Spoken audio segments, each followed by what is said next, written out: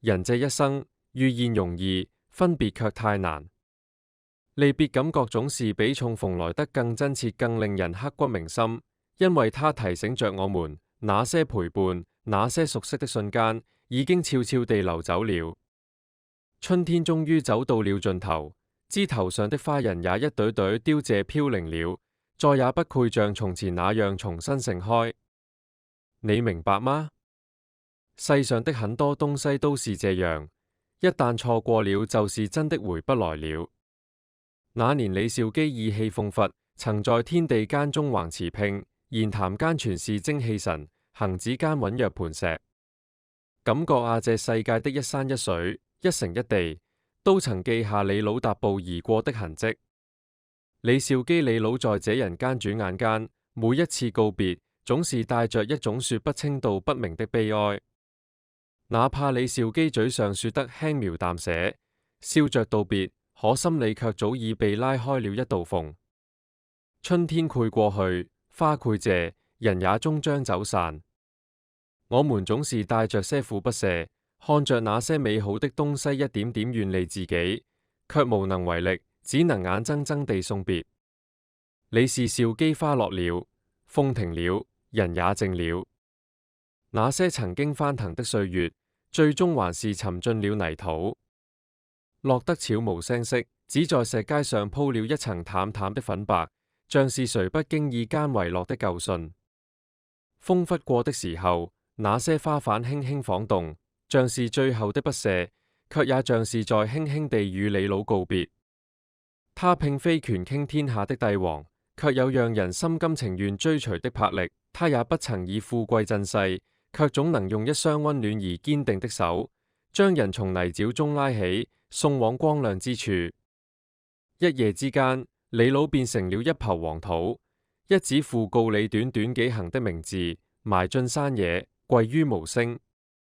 但絕不愧因此而絕聲。李兆基李老留下給這美好寬大的世界的那份溫厚與慈愛，那不是用金銀堆積起來的財富，而是一生行走積累的經驗、智慧和愛。這些都必定不愧隨着李老的肉身一起腐朽。那紙背之後，是李老未曾說盡的話，是李老望着這個世界最後的眼神。李兆基靈堂主色調公開的背後，船穿插着點點紫色花束的點綴，紫色在傳統文化中往往象徵着尊貴、安寧，也蘊含着某種靈性的升華。它既調和了白與綠之間可能產生的單調感，也使整個空間多了一些詩意與層次感。最顯眼的5個花圈是心形的，以粉色為主。在這份李老兆基之悲亮靈堂的情緒中，仍然有一種微妙的、幾近神秘的寧靜出現了。那是一種因寧、欣然的寧靜。哪怕靈魂早已孤獨得像一位流浪在夜色下的影子，哪怕身邊無人回應，哪怕前方是望不盡的黑，內心卻在這種徹底的孤寂中，反而找到了一種坦然的平靜。這5個花圈是李兆基的5個子女，2個女婿，一個人媳婦所贈送的。其中長子李家傑的花圈擺在最中間，李嘉誠夫婦的花圈擺在旁邊。李老兆基與子女親情，卻像一條悄然流淌的小河，日復一日，不聲不響地滋潤着李家傑李嘉誠夫妻的生活。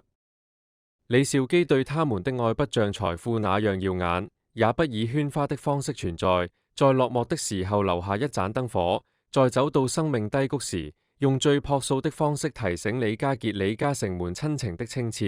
不是因為他完美無瑕，而是因為他經得起時間的沖刷，經得起風霜雨雪的試煉。庭院裏原本是重門深閉的，常年靜默而戒備，仿佛防着世人窺探，也防着家中人心。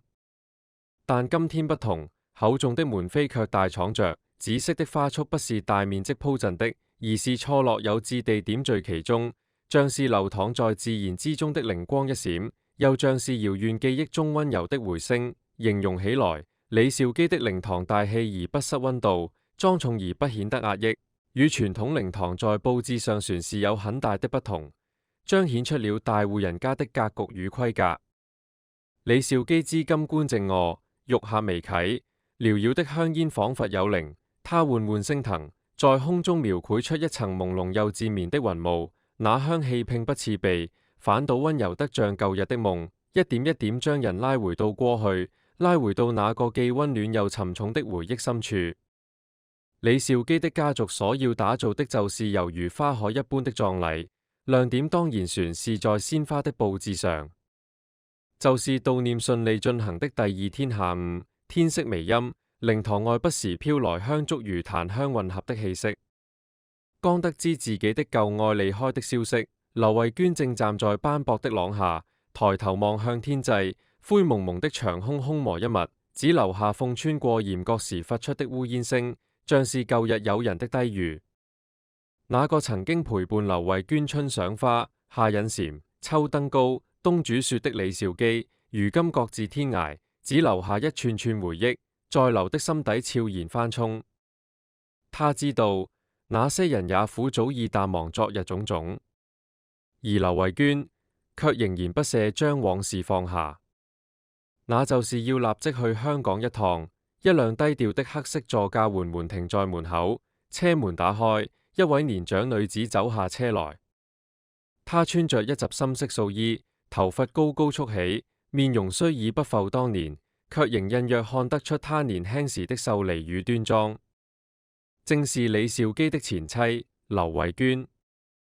李兆基前妻劉慧娟現身靈堂，容貌大變，抱為照櫃地大哭崩。這一刻，所有人都沉默了。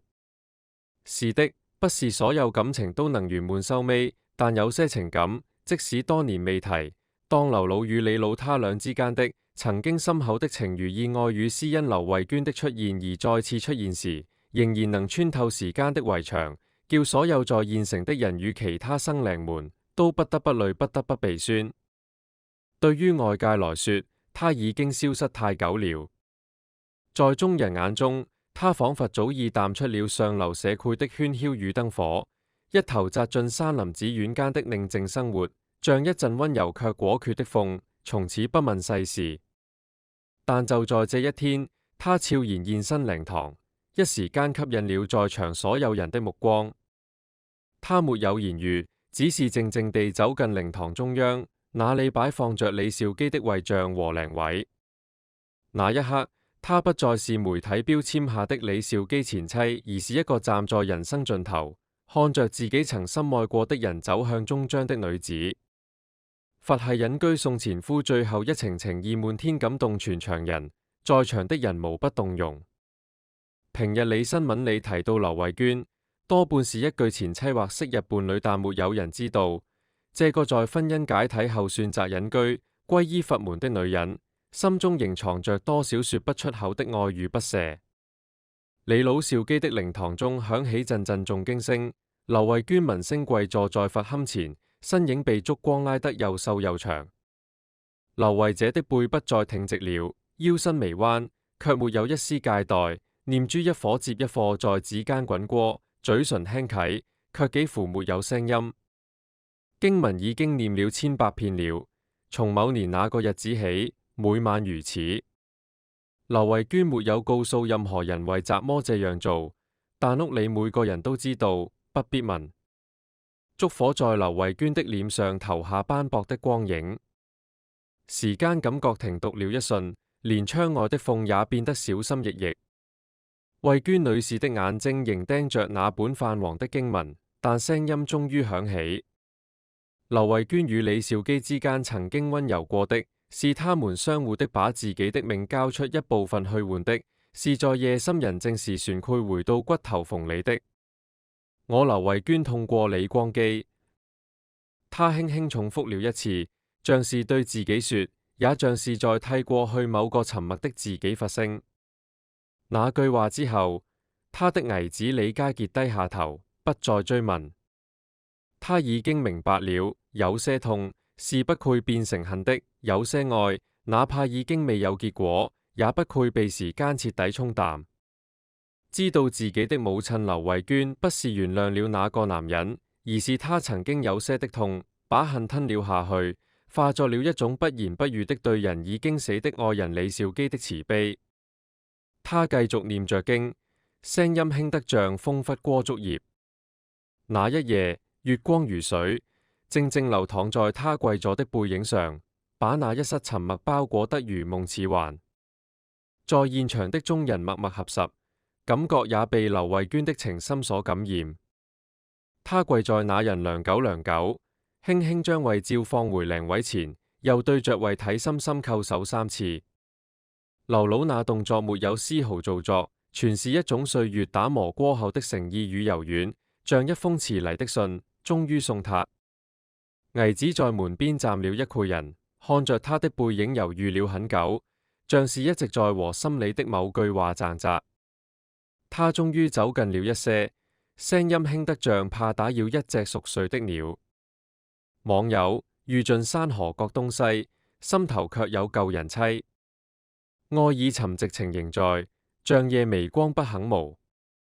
劉慧娟的這次現身，不是一場媒體秀，更不是折磨前妻闖風頭的戲碼，而是一段人世情長的真實映照。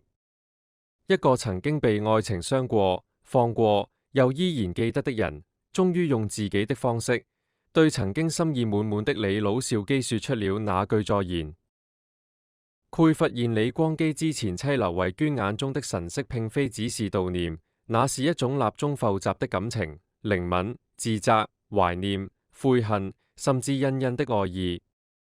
劉慧娟面對前夫李兆基，為像看着仰頭，看着那燃盡的香灰緩緩飄落，像極了那年劉慧娟離開時飄落的雪花。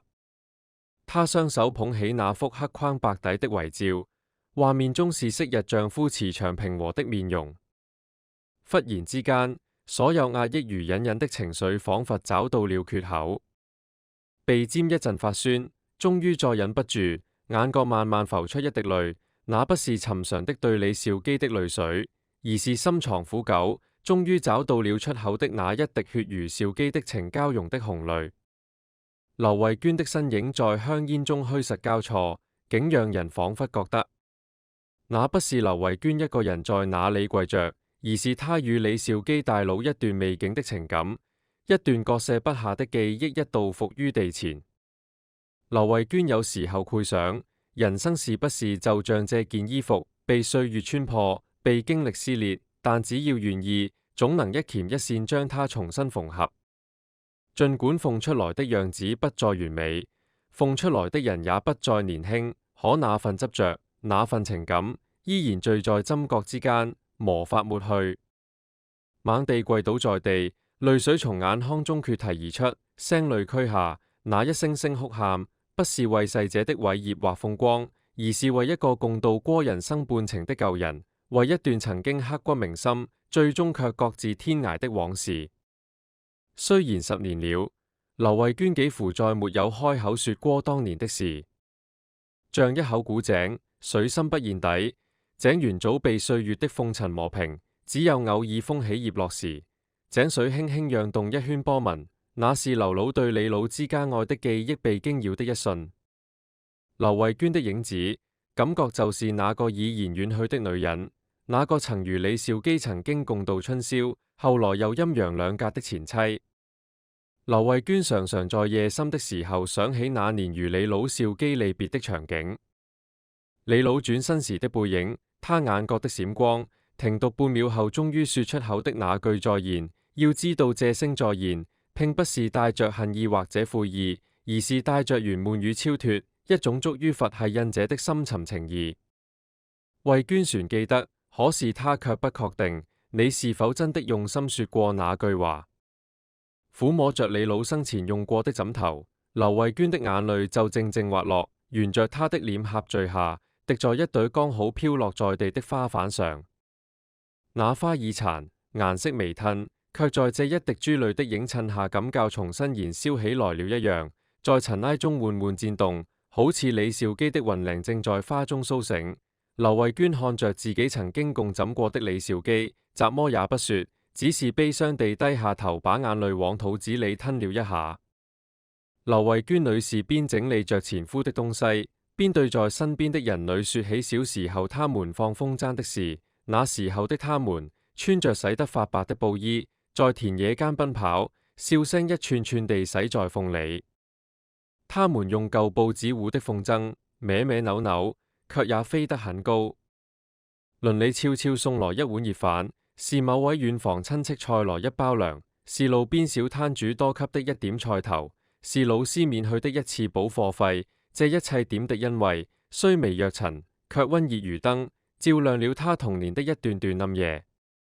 劉慧娟說，有一次他們放了個特別大的紙鳶，那是劉與李合力做的，飛得遠遠的，結果一陣風來，線斷了，他們追了好久，最後也沒找到。